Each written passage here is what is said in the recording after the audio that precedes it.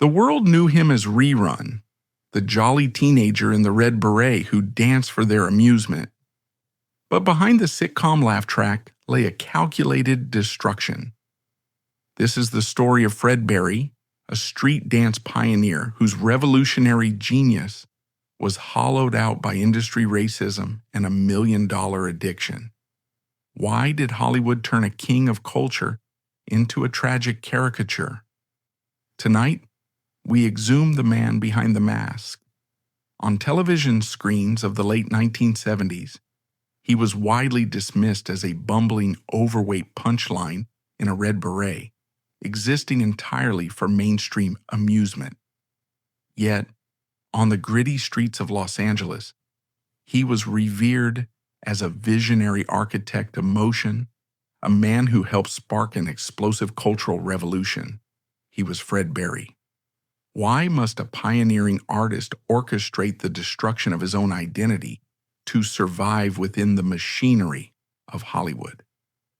Long before the sitcom laugh tracks, Berry was a core member of the legendary dance group, The Lockers. Emerging from the aftermath of the Watts Riots, he helped transform raw street tension into the highly disciplined art form of locking.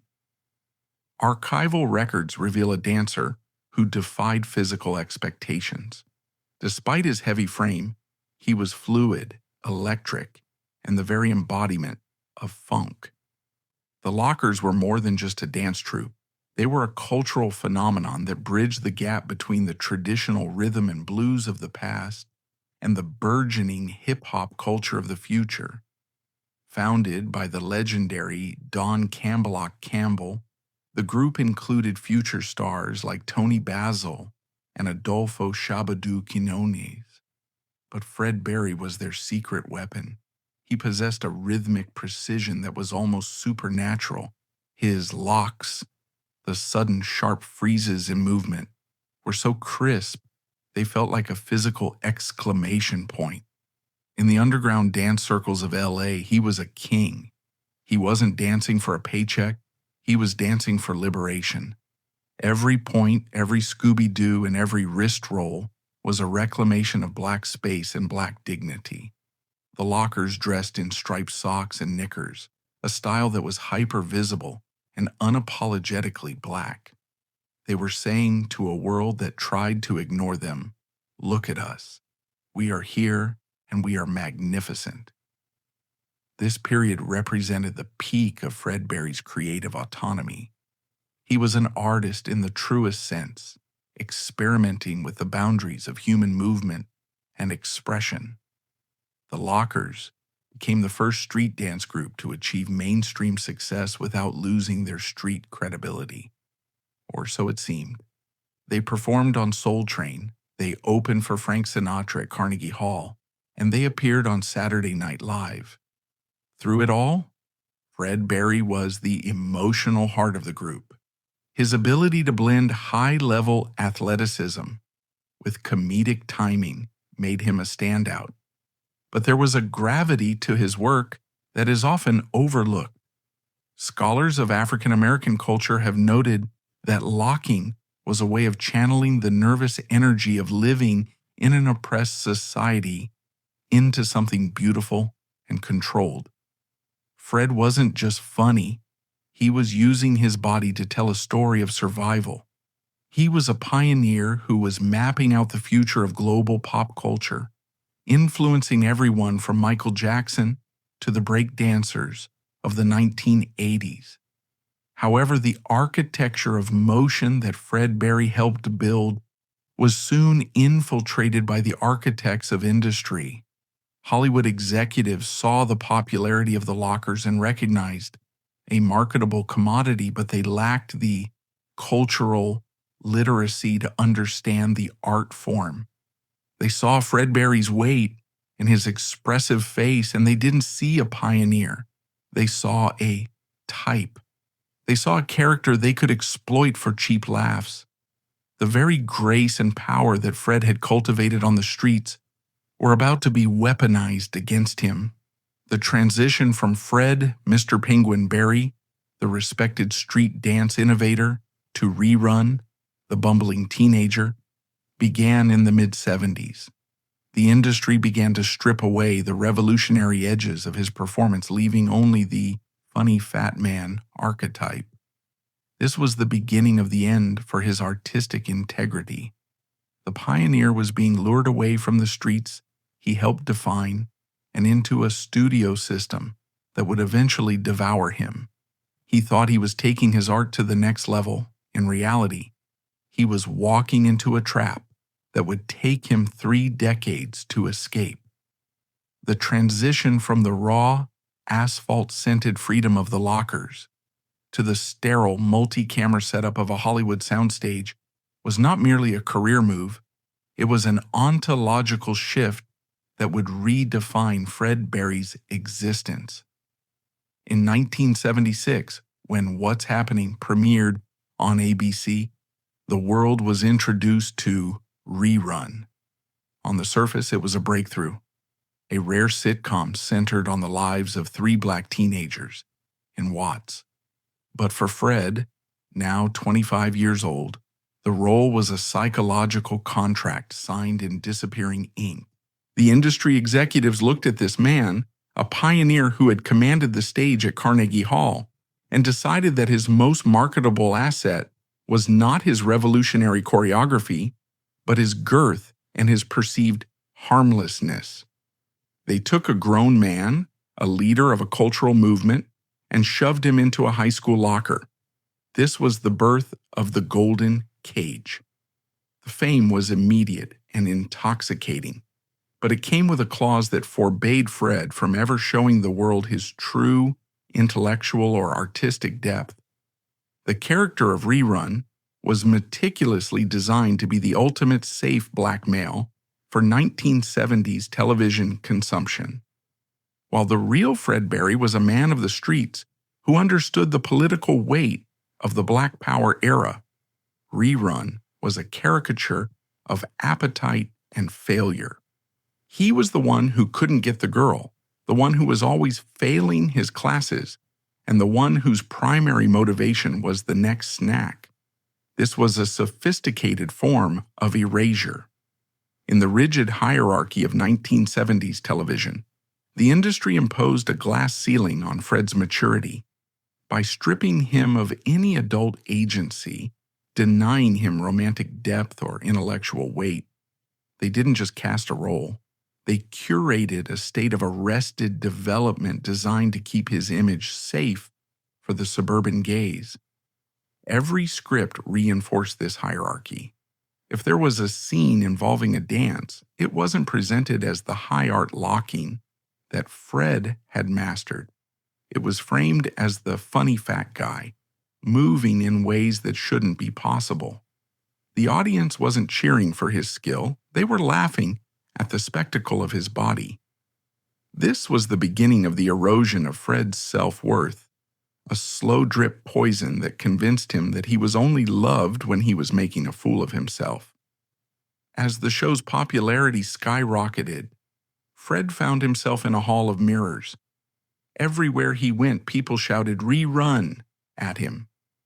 They didn't want to hear about his theories on dance or his aspirations for the black community. They wanted him to do the dance. The shimmy, the shake, the wide-eyed look of surprise. The golden cage was reinforced by the massive paychecks and the adulation of millions. But inside, the walls were closing in. Fred began to realize that the industry didn't want Fred Berry. They wanted the property known as Rerun. This realization created a profound sense of alienation. He was the most famous man in America who felt completely unseen. He was trapped in a loop of syndication, where his most embarrassing moments were broadcast into millions of homes every day, effectively freezing him in time as a teenage clown while he was trying to navigate the complexities of adulthood. The pressure to maintain the Rerun persona off-camera began to take a devastating toll. To satisfy the public's expectation, Fred felt he had to be on at all times, jovial, loud, and perpetually happy. But the man behind the mask was exhausted. He was a pioneer who had been sidelined by his own creation. The golden cage provided him with luxury cars, expensive clothes, and a lifestyle that most people in Watts could only dream of. But it offered no protection against the creeping realization that he had traded his artistic soul for a sitcom laugh track. The dissonance between his public image as the happiest kid on TV and his private reality as a frustrated, exploited artist created a vacuum that demanded to be filled. And in the late 1970s, Hollywood offered a very specific, very white powder to fill that void. The tragedy of Fred Berry was moving into its next phase, the transition from systemic exploitation to chemical dependency. To understand why Fred Berry's spirit began to fracture, one must look at the art of infantilization that Hollywood practiced with surgical precision throughout the run of What's Happening. In the history of American media, there is a long, dark tradition of refusing to allow black men to reach maturity on screen. From the houseboys of the 1930s to the sidekicks of the 1950s, the goal was always the same: to render the black male non-threatening to the white status quo. Fred Berry, despite his 250-pound frame and his undeniable physical power, was the primary victim of this tactic in the disco era. The writers stripped Rerun of any agency. He was a kid who lived at home, who had no real romantic life, and whose intellectual capacity was portrayed as being on par with a middle schooler. This wasn't an accident of casting, it was a structural necessity for the show's crossover success. By keeping Fred infantile, the system ensured that he remained a manageable commodity. This infantilization was a direct assault on Fred's identity as a street dance pioneer. Street dance at its core is an assertion of masculinity, power, and territorial pride. It is about owning the space you stand on. But on the sitcom set, Fred was taught to disown his space. He was directed to use his body in ways that were clumsy and undignified. The Rerun dance became a sanitized, cartoonish version of locking, stripped of its competitive edge and its street-born grit. For a man who had been a king in the dance circles of Los Angeles, being told to act sillier or look more confused was a daily humiliation. It was a psychological castration performed in front of a live studio audience. Fred understood the subtext. His blackness was acceptable only if it was wrapped in the soft, harmless padding of a bumbling boy. The impact of this constant child playing on a grown man's psyche cannot be overstated. Fred was expected to be the life of the party, the big kid that everyone wanted to hug. But in the real world, he was a man dealing with the complexities of fame, taxes, and a fading sense of purpose. When he tried to speak up about the scripts or suggest more sophisticated storylines for his character, he was often met with a pat on the back and a reminder to just be Rerun. The message was clear. Your brain doesn't matter, only your belly and your beret. This systematic refusal to acknowledge his adulthood led Fred to seek validation in dangerous places.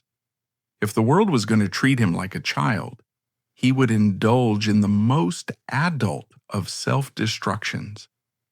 He began to lean into the party lifestyle of the 1970s, not because he loved the nightlife, but because it was the only place where he wasn't expected to be the kid. Furthermore, the art of infantilization served a dual purpose. It kept Fred Berry in his place while simultaneously making him the face of a stereotype that harmed the very community he loved. He was aware that by playing Rerun, he was reinforcing the image of the happy-go-lucky, lazy black youth that had been used to justify systemic inequality for generations. This was the minstrel trap. To keep his job and his wealth, he had to participate in his own denigration.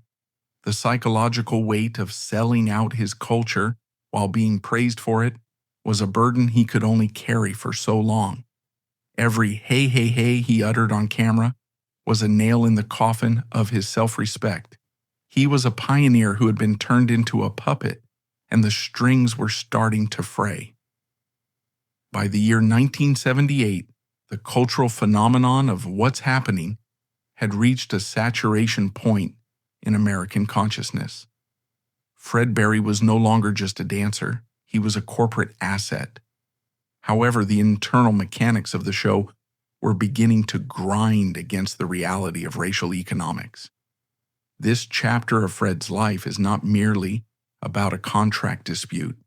It is a forensic look at how Hollywood stifles Black agency. Fred Berry, acting with the strategic mind of a pioneer who had navigated the territorial streets of Los Angeles, recognized a profound discrepancy. While the industry's trade journals celebrated the show's massive ratings and the millions of dollars generated in advertising revenue, the men providing the labor, the Black actors, were being compensated at a rate that suggested their talent was a low-cost commodity. Fred saw the numbers. He compared his earnings to those of white actors on contemporaneous hits like Happy Days and MASH, and what he found was a systemic wage gap rooted in the assumption that Black entertainers should be grateful for the opportunity rather than demanding their fair market value. The rebellion began in the spring of 1978 when Fred Berry organized a walkout. He convinced his co-stars, Ernest Thomas and Haywood Nelson, that their collective leverage was the only weapon they possessed against a studio system that viewed them as interchangeable parts. This was an act of extreme professional audacity. In the late 1970s, the angry Black man trope was used by studios to terminate careers instantly. Fred knew the risks, yet his identity as a street dance pioneer, a man who had stood his ground in the competitive circles of the lockers, would not allow him to remain a submissive employee. He demanded not just a salary increase, but a percentage of the lucrative syndication profits. He understood that Rerun was the face of the franchise, the image that sold lunchboxes and posters. He was demanding a share of the empire he had helped build with his own body and his own creative energy. The retaliation from the producers and the network was a masterclass in professional assassination. They did not simply refuse the demands. They began a campaign to dismantle Fred Berry's reputation. Internal memos and leaked stories painted him as volatile and uncontrollable. They utilized a specific type of psychological warfare, telling Fred that his weight made him unmarketable elsewhere, and that he was nothing without the Rerun costume. This was designed to break his spirit and force a return to the set on the studio's terms. While they eventually granted a marginal pay increase, the victory was a Trojan horse. The industry marked Fred as radioactive. This was the beginning of the gray list, a quiet consensus among casting directors that Fred Berry was a liability. The economic punishment wasn't just about the immediate loss of a job. It was the closing of every door in the industry before he even turned 30. The isolation Fred felt following the strike was profound. He had stood up for his dignity, yet he found himself more alone than ever. The writer's room, sensing the tension, began to reflect the studio's resentment in the scripts. The character of Rerun became increasingly pathetic. The humor shifted from laughing with to laughing at. Fred had to walk onto that set every day and perform lines that felt like a mockery of his own failed revolution. This environment created a toxic stress that demanded an escape. When a person is told daily that their worth is tied solely to their ability to be a clown, And when their attempts to be a businessman are punished, the psyche looks for a way out. For Fred Berry, that way out was the burgeoning cocaine culture of the late 70s. The drug provided a temporary sense of the power and control that the industry had systematically stripped away from him. To analyze the tragedy of Fred Berry is to analyze the evolution of the American minstrel show. Historically, minstrelsy was a tool of white supremacy used to categorize black people as natural entertainers who were intellectually inferior and perpetually jovial. By 1979, Fred Berry had become the most visible practitioner of a modernized version of this trope. The Rerun character was a 20th century iteration of the coon archetype, the oversized, bumbling figure whose only function was to provide slapstick relief. The cruelty of this situation was that Fred was an actual pioneer of an elite art form. He was forced to hide his mastery of locking behind the clumsy movements of a caricature. He was essentially a master pianist being forced to play chopsticks for the rest of his life, because that was the only tune the audience was willing to pay for. The psychological impact of selling out one's art for survival is a weight that few can carry indefinitely. Fred Berry was a student of the streets. He knew that the dance he helped create was a form of black resistance.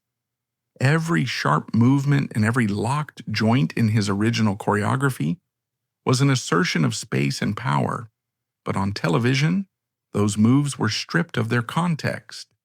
They were presented as funny dances performed by a funny fat kid. Fred was acutely aware of the irony. He was using the language of liberation to build his own prison. This cognitive dissonance led to a deep-seated self-loathing. He began to see Rerun as a parasite that was consuming Fred Berry. He would look in the mirror and see the red beret not as a symbol of success, but as a brand of ownership. He was owned by the network, owned by the audience, and owned by a stereotype that dated back to the plantations. As the show entered its final stages, the infantilization of Fred Berry reached a fever pitch. He was a grown man, nearly 30 years old, still being scripted as a teenager who couldn't balance a checkbook or hold a conversation without making a mistake. The industry refused to let him age, refused to let him evolve, and refused to let him be anything other than a source of ridicule. This systematic refusal to acknowledge his maturity was a form of erasure. It told him that his only value was his usefulness as a tool for white entertainment. The more he realized this, the more he sought to kill the persona of Rerun through self-destructive behavior. If the world only loved Rerun, then Fred Berry would punish the body that housed him. His addiction became a form of protest, a way of saying, I will destroy what you claim to love. This was the fatal weakness in Fred's story. His inability to reconcile his identity as a pioneer with the reality of being a commodity. He was caught in a structural trap where his fame was built on his own degradation. When he walked into a room, people didn't want to discuss the history of the lockers or the future of black choreography. They wanted him to do the Rerun. This constant demand for a performance of inferiority shattered his mental health. The cocaine usage was no longer a party habit. It was a clinical necessity to dull the pain of being a living, breathing stereotype. He was burning through his fortune, over $1 million, not because he was greedy, but because he was trying to buy back the dignity he had traded away. He was a pioneer who had lost his way in a forest of mirrors, each one reflecting a version of himself that he had grown to despise. The transition from 1979 to the early 1980s marked the point where the persona of Rerun finally began to cannibalize the man named Fred Berry. In the cold, analytical reality of Hollywood's drug culture. Cocaine was not merely a recreational luxury. For Fred, it was a physiological necessity. To maintain the high-energy, jovial mask of a teenager for 14 hours a day while his internal world was collapsing required a chemical intervention. This chapter of Fred's life is a grim examination of addiction as a shield. He began to spend money at a rate that defied logic, eventually burning through a fortune estimated at over $1 million.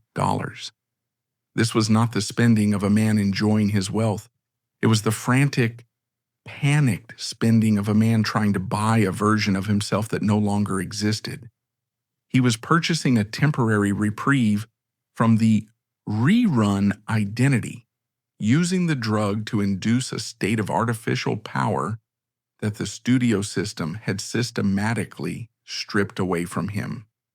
The mechanics of Fred's addiction were deeply tied to the fatal weakness of his psyche, the desperate need for external validation that could never be satisfied by a caricature. When he was high, Fred Berry wasn't the bumbling kid in the red beret. He was the king of the Los Angeles nightlife, a pioneer whose movements still commanded the room. But the come-downs were devastating. Every time the chemical high faded, he was confronted with the reality that his bank account was draining and his professional reputation was in tatters. The industry that had encouraged his lovable persona now looked at his erratic behavior with a clinical coldness. He was no longer a chubby kid, he was an addicted black man, and Hollywood has never had much patience for the casualties it helps create. The very producers who had profited from his infantilization now used his struggle with addiction as a justification to further isolate and underpay him. This period was characterized by a series of silent crises. Fred would disappear from sets, show up late for rehearsals, and struggle to remember the simplistic lines that had once been second nature. His body, which had once been his most finely tuned instrument as a street dance pioneer, began to fail him. The fluid grace of his locking moves was replaced by a jittery, unfocused energy. He was a man out of sync with his own rhythm. The tragedy was compounded by the fact that the public still expected the Rerun energy. He would walk into a club looking for a moment of peace, only to be surrounded by fans demanding he do the dance. He was a prisoner of his own fame, forced to perform for the very people who were unknowingly cheering for his destruction. By 1982, the cocaine shroud had completely enveloped his life. He had reached a point of total psychological exhaustion. The 3 suicide attempts he made during this era were not cries for help. They were calculated attempts to stop the Rerun loop forever. He felt that the only way to kill the character was to kill the host. In his mind, Fred Berry had already died years ago on the soundstage, and what remained was a hollowed-out vessel being steered by a chemical dependency. He was a pioneer who had lost his map wandering through a landscape of broken mirrors and empty bank accounts. The industry had extracted the funk, processed it into a sitcom, and left the creator to starve in the middle of his own success. When What's Happening was eventually canceled, Fred Berry didn't experience a sense of relief. He experienced a terrifying vacuum. The golden cage had been opened, but the bird had forgotten how to fly. This chapter explores the economic and professional void that follows the death of a stereotype. Hollywood is an industry built on typecasting, and Fred Berry was the most extreme example of this phenomenon. To casting directors, he wasn't an actor with range, he was a prop that belonged to a specific era. When he tried to audition for more serious adult roles that would have allowed him to showcase the maturity and wisdom he had gained, he was met with laughter or confusion. "Your Rerun," they would say. Rerun doesn't do Shakespeare. Rerun doesn't do drama. This was the second death of Fred Berry. The first was the loss of his identity to the character. The second was the industry's refusal to let him be anything else. He found himself in a state of professional gray listing. He wasn't officially banned from Hollywood, but he was effectively erased. The phone stopped ringing. The invitations to high-profile events vanished. The friends who had shared his cocaine in the 1970s were nowhere to be found when he was struggling to pay his rent in the 1980s. He was a pioneer who had been abandoned by the very industry that had built its suburban profits on his urban genius. This period of isolation was perhaps more damaging than the addiction itself, as it confirmed his deepest fear, that he was only valuable when he was being ridiculed. To survive, Fred was forced into a series of humiliating nostalgia gigs. He would appear at shopping malls, car dealerships, and low-budget fan conventions, always wearing the red beret, always doing the rerun dance for a dwindling crowd. This was the minstrel circuit of the 1980s. He was a man in his 30s, a master of dance, reduced to performing a teenage shimmy for $20 and a free meal. The indignity of these appearances was a constant salt in the wound of his pride. He was a pioneer of the locking movement, a man who had influenced Michael Jackson, yet he was being treated like a carnival attraction. The void wasn't just in his bank account, it was in his soul. The void also extended to his physical health. The years of self-punishment through drugs and poor nutrition, a diet often dictated by the fat kid persona he was forced to maintain, began to manifest as early-onset metabolic issues. He was a man whose body was a historical record of systemic abuse. Every pound he gained and every health setback he faced was a physical manifestation of the stress of living as a caricature. He was trapped in a cycle of poverty and persona, where the only way to make money was to further degrade the very image he was trying to escape. This was the ultimate victory of the system. It had not only stolen his past and his present, it was now systematically foreclosing on his future. To witness the life of Fred Berry in the mid-1980s is to witness a man standing at the absolute jagged precipice of human endurance. This is no longer a story of a celebrity falling from grace. It is a clinical dissection of what occurs when a pioneer's spirit is systematically crushed under the weight of a character he can neither escape nor sustain. By 1984, the three shadows of death, Fred's three distinct, calculated, and terrifyingly lucid attempts to take his own life, became the ultimate tragic expression of his remaining agency. In the distorted logic of his suffering, suicide was not an act of weakness. It was a final, desperate strike against the industry that owned his image.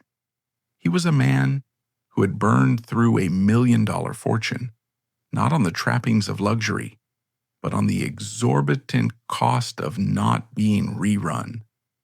Every gram of cocaine he consumed was a chemical attempt to dissolve the red beret from his consciousness, to bleach the hey, hey, hey out of his vocal cords. But as the bank accounts emptied and the telephone grew silent, the chemical escape was replaced by a cold, permanent yearning for the void. The first attempt was characterized by a profound, heavy silence that felt thicker than the smog of Los Angeles. Fred found himself in a cramped, nondescript apartment, worlds away from the sprawling hills of Hollywood, where he once hosted the elite. He sat in the dim light, surrounded by the debris of a vanished career. He looked at the memorabilia, the faded awards, the glossy 8x10s with white stars, who had long since forgotten his name, and saw them not as trophies of achievement, but as evidence of a crime committed against his very soul. The fatal weakness at play here was his overwhelming sense of cultural betrayal. Fred was a child of the 1960s. He had breathed the air of revolution. Yet he felt that by playing the coon archetype for a decade, he had poisoned the well for every black dancer who would follow. He believed the pioneer of the lockers had been murdered by the jester of what's happening, and he simply could not coexist with the ghost of the man he used to be. The industry had extracted his funk, patented his movements, and left him with a body that felt like a high syndication prison.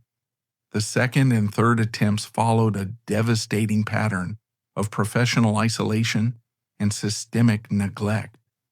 Hollywood is a town that markets redemption, but it is a currency rarely extended to those it deems historically inconvenient. For a black man who had dared to challenge the wage structure and then stumbled into the cliché of addiction, there was no mercy, only a quiet erasure.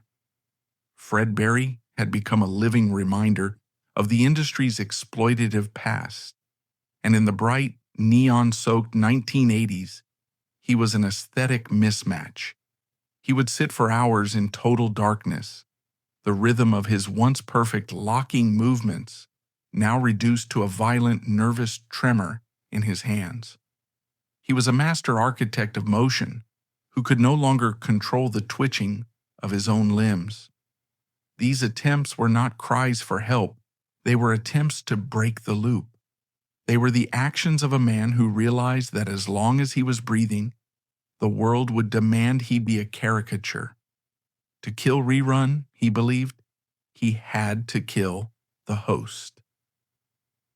This period of Fred's life serves as a haunting forensic report on the price of the mask. When an artist is forced to perform a role that contradicts their fundamental dignity, the psyche begins to fracture along lines of race, age, and self-worth.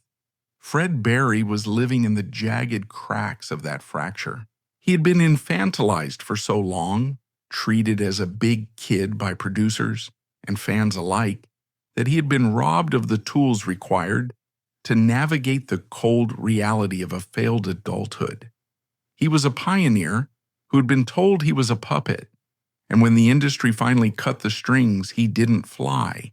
He simply plummeted. These three shadows were the silent screams of a man who wanted the world to know, with the finality of a heartbeat stopping, that Fred Berry was not the boy in the suspenders. He was a man, broken by a world that only loved him when he was a joke. In 1985, a flicker of the old pioneer spirit returned, but it was a flame struggling to breathe in a shattered vessel. This chapter examines the broken recovery, the moment Fred Berry finally reached for sobriety, not through the interventions of the industry that broke him, but through the sanctuary of the Black church. He sought to become a minister, a man looking to atone for what he perceived as the sins of his caricature. He walked away from the cocaine, he stepped out of the shadow of the nightlife, and he made a valiant public attempt to reclaim his birth name. However, the tragedy of systemic racism is that it inflicts permanent damage that even the most sincere sobriety cannot fully reverse. Fred found that while his spirit was willing to heal, his body and his reputation had already been foreclosed upon by decades of self-punishment and institutional neglect. The sobriety Fred found was a lonely, austere path. He was clean, but he was destitute. He was a man of God, but to the casting directors of the 1980s and 90s, he was still a relic of a 70s sitcom. The industry did not celebrate his triumph over addiction. It greeted his recovery with a deafening professional indifference. There were no adult roles, no dramatic turns, no elder statesman positions waiting for him. Instead, the systemic abuse took on a new, more pathetic form. he found himself forced back onto the nostalgia circuit. To pay for the mounting medical bills caused by his years of abuse, Fred Berry, the minister, the sober man, the pioneer, had to put the red beret back on. He had to stand in shopping malls and at low-rent fan conventions, performing the Rerun dance with a heart full of prayer and a body full of pain. This was the ultimate humiliation, to be forced to resurrect the very ghost that had tried to kill you, just to buy enough time to keep living. During this era, the physical toll of his infantilization became an inescapable reality. The industry's demand that he maintain his lovable husky appearance for years had led to a lifetime of disordered eating and extreme metabolic stress. Now in his late 30s and early 40s, this manifested as aggressive type 2 diabetes and hypertension. This was the slow-motion execution reaching its biological conclusion. Fred's body had become a historical map of trauma. Every pound he had been encouraged to gain to remain marketable as a comic foil was now a leaden weight, dragging his organs toward failure. He spent his Sundays preaching the gospel of redemption to his congregation, while his own kidneys were failing under the strain of a life spent in the service of a white-designed stereotype. He was a man who had finally found his soul, but was rapidly losing the vessel required to carry it. The broken recovery also shines a harsh light on the lack of a safety net for Black cultural pioneers. While white stars of his generation were often ushered into legacy production deals or cushioned by generational wealth, Fred Berry was left to navigate the American healthcare and housing systems as a struggling freelancer. He was a human archive of the 1970s, yet he was being stored in a basement. His attempts to revitalize the lockers or to document the history of street dance were met with blank stares from a new generation of executives who only saw him as a meme from a bygone era. He was a pioneer without a frontier, a master whose hands were now too shaky to lock, and a man who realized that even in his holiest moments, the world would still only see him as a bumbling teenager. He had outlived his usefulness to the machine, and in the cold logic of Hollywood, there is no greater sin than being a survivor who reminds the industry of the bodies it buried to build its empire. By the dawn of the new millennium, the vibrant, electric pioneer who had once commanded the asphalt of South Central had become a ghost haunting his own skin. This chapter is a forensic examination of the silent stroke, not merely as a clinical cardiovascular event, but as the inevitable biological climax of a 30-year systemic murder that began the moment Fred Berry was first coerced into the Red Beret. In the year 2000, Fred Berry was a man living in a body that had become a battlefield of historical trauma. The industry's relentless demand that he remain the lovable husky kid for the sake of a sitcom's visual brand had long ago sowed the seeds of severe type 2 diabetes and chronic hypertension. This was the slow-motion execution, entering its final, most brutal phase. Fred was no longer the virtuoso who could freeze time with a lock of his joints. He was a man whose very circulatory system was collapsing under the compounding weight of forced infantilization and the decade of chemical anesthesia he had used to survive it. The tragedy of Fred Berry's physical decline was inextricably linked to his marketability.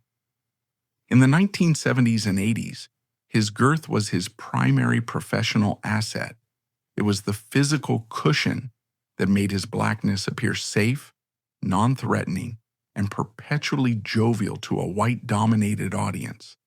The producers and network executives of that era never concerned themselves with his arterial health or his metabolic stability. They cared only for the visual of the big kid dancing. This created a horrific biological catch-22 for Fred as he aged into his late 40s. When he eventually found sobriety and attempted to lose weight to save his failing heart, he discovered that Hollywood had no interest in a healthy Fred Berry. If he shed the pounds, he lost the Rerun silhouette, the only image that allowed him to command a meager appearance fee at nostalgia conventions or car dealership openings. To put food on his table, he was effectively forced to eat his way to the grave. He had to maintain the very physical state that was killing him just to keep the lights on in his modest Los Angeles home. This was the ultimate exploitation, a system that demanded a man's biological destruction as a prerequisite for his economic survival. The medical reality of Fred's final years was a series of micro-collapses.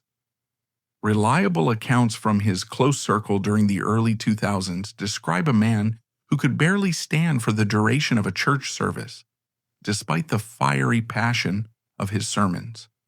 His legs, once the most disciplined instruments in the world of street dance, were now swollen with edema, the skin stretched tight and dark from poor circulation.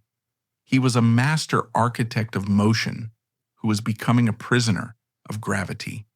The silent stroke was not a sudden bolt from the blue.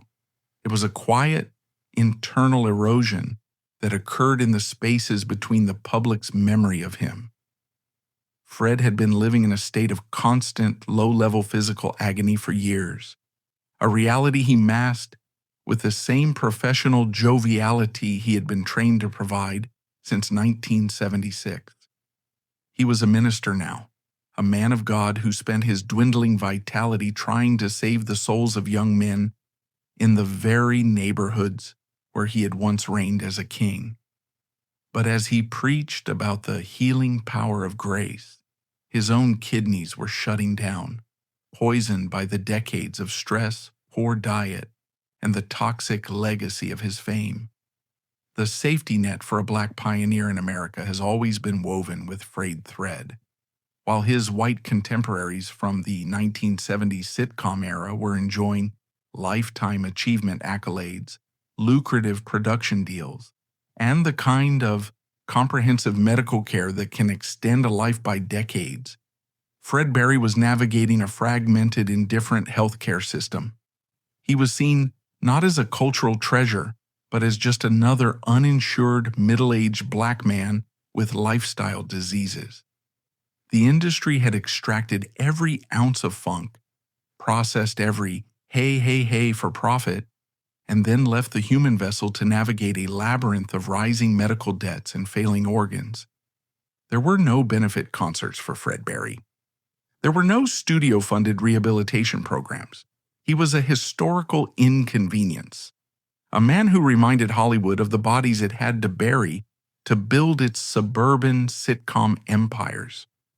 On October 21, 2003, when the stroke finally claimed him in his sleep, it was almost an act of mercy for a body that had been under siege for 30 years. He was only 52 years old, a time when most artists are entering their professional prime as mentors or elder statesmen. Instead, Fred Berry was a forensic record of systemic abuse. He didn't die from natural causes. He died from a lack of dignity, a lack of protection, and a lack of a world that could see the man behind the beret. The silent stroke was merely the final punctuation mark on a sentence that Hollywood had started writing the day they told a 25-year-old street dance genius that his only value was his willingness to be a clown. He wasn't killed by a single event. He was eroded by 1,000 small humiliations, 1,000 fat jokes, and a culture that preferred its black pioneers to stay harmless until they were dead. The death of Fred Berry on October 21, 2003, was recorded in the digital archives of the 21st century as the passing of a sitcom star, a minor ripple in the 24-hour news cycle. But for those who understand the architecture of motion.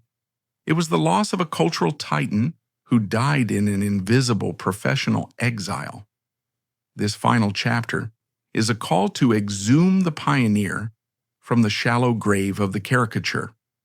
We must reach past the rerun mask, past the red wool and the denim suspenders, to see the man who helped build the very foundations of global hip-hop culture. Fred Berry was a black street dance pioneer whose kinetic DNA is visible today in every music video, every world-class dance competition, and every pop star who utilizes the locking and popping movements he perfected on the sun-cracked asphalt of South Central Los Angeles. His true legacy is not a laugh track preserved in syndication. It is the rhythm of resistance that he gifted to a generation of black youth who had nothing but their bodies to assert their humanity in a world that sought to erase them. The tragic end of Fred Berry is a cold, uncompromising mirror held up to our own society, and it demands a painful reflection from every viewer who ever found comfort in his comedy. What is the true price of our entertainment? We laughed at Rerun while Fred Berry was dying of a fractured spirit. We consumed his joy as a commodity while he was consuming cocaine and alcohol as a chemical armor to survive the daily humiliation of his own fame. His life stands as a forensic record of a period in Hollywood history where black genius was welcomed only if it was neutered, wrapped in the safe, soft, non-threatening padding of a coon archetype. To honor Fred Berry today is not to watch a rerun. It is to reject the rerun narrative entirely and to acknowledge the fatal weakness of an industrial system that systematically destroys its most creative children for a quarterly profit margin. He was a man who stood up for his economic rights in 1978 and was rewarded with a slow professional execution, a pioneer who was told his only value was his willingness to remain a joke. Ultimately, Fred Berry's life was a silent revolution. While the sitcom laugh track remains frozen in time, history has begun to exhume the true pioneer. His kinetic DNA lives on in every lock, every point, and every movement of modern street dance. He wore the mask so that future generations would not have to. Tonight we remember not the caricature, but the architect of motion who found his grace in the middle of a cultural storm. Fred Berry, a pioneer, finally addressed by his proper title.